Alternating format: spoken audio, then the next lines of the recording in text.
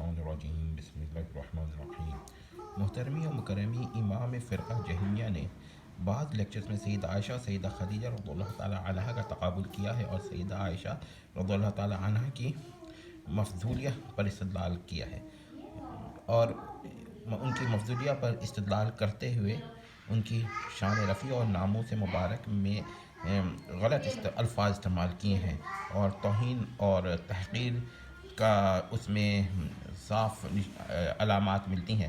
ان کا ایک استدلال یہ ہے کہ جب تک سیدہ خدیجہ رضی اللہ تعالی عنہ ذی حیات رہیں، رسول اللہ صلی اللہ علیہ وسلم نے کوئی دوسرا نکاح نہیں فرمایا، لیکن رسول اللہ صلی اللہ علیہ وسلم کا دوسرا نکاح ان کے حیات میں نہ کرنا ان کی افضلیہ کی دلیل نہیں۔ عدم نکاح ثانی اور افضلیہ میں کوئی لزوم نہیں، یعنی حضرت خدیجہ رضی اللہ تعالی عنہ کی افضلیت میں اور عدم نکاح ثانی میں لزوم نہیں ہے، یعنی کہ عدم نکاح ثانی سے ان کی افضلیت لازم نہیں آتی۔ کوئی صریح اور صحیح حدیث اس پر نہیں، اور عدم نکاح ثانی کا سبب سیدہ خدیجہ کی افضلیت تھی، یعنی کہ اگر کوئی دعویٰ کرے تو ان کو صحیح اور صریح حدیث پیش کرنی پڑے گی، اور وہ موجود نہیں ہے۔ کوئی قطعی الدلالہ آیا موجود نہیں ہے، یعنی آیت القرآن میں سے قطعی الدلالہ آیا موجود نہیں ہے جس میں لکھا ہو کہ یا جس میں بیان ہو کہ ان کا دوسرا نکاح نہ کرنا سیدہ خدیجہ رضی اللہ تعالی عنہ کی افضلیت کے سبب تھا یا ان سے سب سے زیادہ محبت کے سبب تھا۔ یہ ایک ان کی ذاتی رائے ہے جہلمی صاحب کی۔ اچھا، اس پر کوئی اجماع بھی نہیں ہے، اجماع بھی نہیں ہے تو پھر اب یقیناً یہ رائے ہے۔ باقی اس کی کیا وجہ ہے کہ رسول اللہ صلی اللہ علیہ وسلم نے ان کی حیات میں کوئی دوسرا نکاح نہیں کیا؟ تو اس کا جواب ہے کہ اللہ نے رسول اللہ صلی اللہ علیہ وسلم کو اس وقت یہ حکم نہیں دیا، اللہ سے کوئی سوال نہیں۔ جو وجہ نبی نے اپنے ارادہ شریفہ کے بارے میں بیان نہیں کی، جہلمی صاحب اپنے قیاس فاسد سے اس کو معلوم نہیں کر سکتے، یہ سراسر باطل ہے۔ اب ہم کہتے ہیں کہ اللہ بہتر جانتا ہے کہ ان میں سے کون افضل ہیں، یعنی کہ سیدنا ابو بکر رضی اللہ تعالی عنہ کی افضلیت پر تو اجماع بھی ہے اور ثبوت بھی ہے، اور اس کو تو کرہن جہلمی صاحب بھی تسلیم کر لیتے ہیں۔ لیکن یہ بھی یاد رکھیے گا کہ انہوں نے سیدنا ابو بکر کی شان میں بھی تنقیص کی ہے، اور سیدہ فاطمہ رضی اللہ تعالی عنہ کو ایک افضل ثابت کرنے کی ایک صحیح بھی کی ہے، وہ میں الگ بحث کروں گا۔ تو اب آپ نے یہ دیکھا کہ سیدہ فاطمہ رضی اللہ تعالی عنہ کے بارے میں جو انہوں نے بیان کیا ہے اس کی ایک خطرناک بحث پیدا ہو گئی ہے، تو اس کو ہم اس وقت ترک کرتے ہیں، اور یہاں پر پھر ہم یہ بیان کرتے ہیں کہ سیدہ خدیجہ رضی اللہ تعالی عنہ کی افضلیت پر حضرت عائشہ پر ان کی افضلیت پر کوئی دلیل نہیں ہے۔ البتہ مکرمہ محترمین جہلمی سے سوال ہے کہ کیا سیدہ خدیجہ رضی اللہ تعالی عنہ اپنی ہی بیٹی سیدہ فاطمہ رضی اللہ تعالی عنہ سے افضل تھیں یا نہیں؟ وہ جواب دیں، ظاہر اس پہ جو جواب دیں گے اس پر ہم بحث کریں گے۔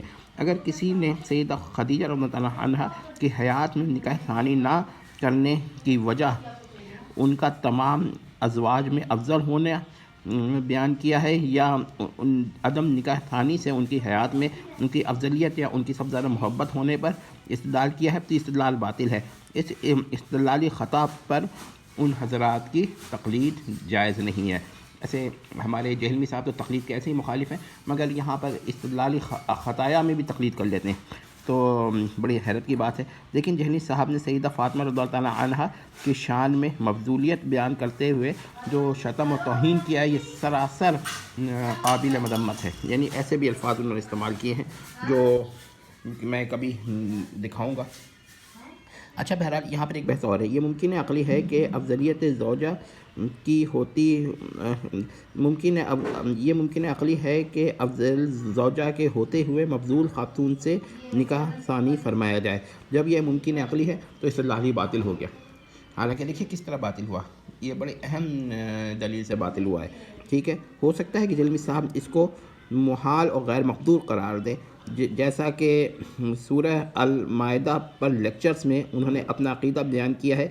اگر بالفرض ایسا ہوتا تو پھر باری تعالیٰ بھی سیدہ خدیجہ کی حیات میں رسول اللہ صلی اللہ علیہ وسلم کو نکاح ثانی کا حکم دینے پر قادر نہ ہوتا، اور یہ محال اور غیر مقدور ہوتا، یعنی کہ مقدور نہ ہوتا۔